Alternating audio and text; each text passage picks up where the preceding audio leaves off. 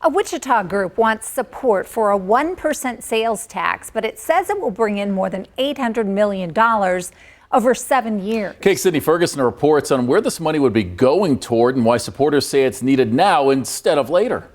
Just imagine it. For the next 7 years, you're charged an extra cent for every dollar you spend in Wichita.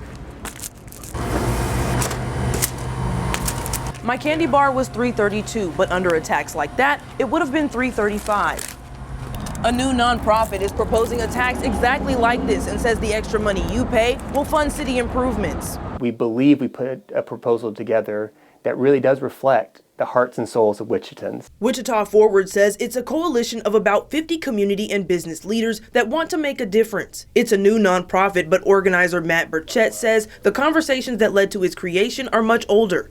We walked in saying, we hear the voices of the people in the city and want to be responsive and reflect those voices back in a broader sales tax initiative.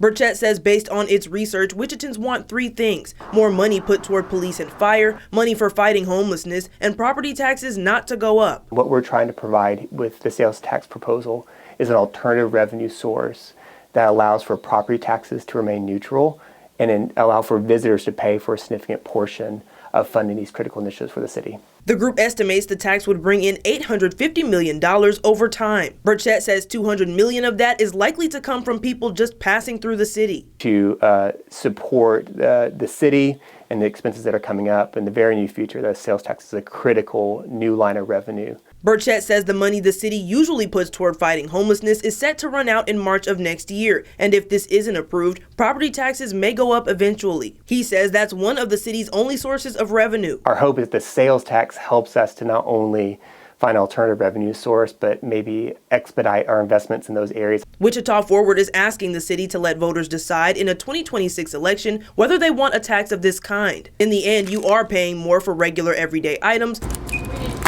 but the nonprofit calls it an investment. I think the population of Wichita is ready to invest in our city and have a strong belief in the future of Wichita and are ready to invest in it in a dynamic way. In Wichita, Sydney Ferguson, KAKE News on your side.